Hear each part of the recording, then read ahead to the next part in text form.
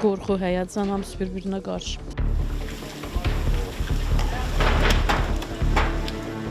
Paytaxtda fərdi yaşayış evində yanğın baş verib. Hadisə gecə saatlarında Nərimanov rayonu Şimal Şitili 2 ünvanında qeydə alınıb. Hadisə səbəbindən 2 nəfərin yanıq xəsarətləri aldığı bildirilir. Gecə də saat 4 saat idi belə. Parsaltıya qalxdıqda belə. Bunun belə gördük ki, yanmış.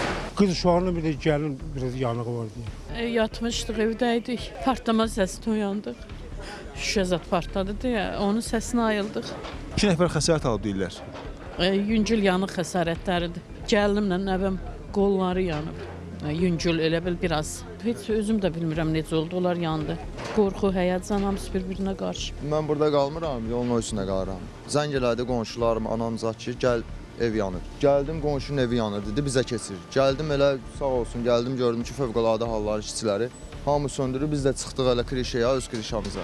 Oradan su ilə, vedrə ilə, onların köməkliyi ilə, öz köməkliyimizlə söndürdük, söndürməklə, yəni söndürdülər. Bizim evin şiferinin atmaları bunların damı ilə bir yerdədir.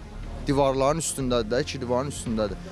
Keçib bizim divara. Yaxşı ki, evin içinə keçməyib. Evin içində yəni yanan bir şey yoxdur. Dam yararsız vəziyyətdədir. Ümumi sahəsi təxminən 450 kvadrat metr olan 8 ailənin yaşadığı bitişik fərdi yaşayış evlərindən 5 ədədi yanmışdır. Yanğın yerinə ilkin yanğın söndürmə bölmələri çatmış. Yanğının mürəkkəbliyi nəzərə alınaraq əlavə texnikalar yanğın yerinə cəlb olmuşdur. Yanğın yerində 7 yanğın texnikası, 31 nəfər şəxsi heyət iş fəaliyyətini davam etdirmişdir.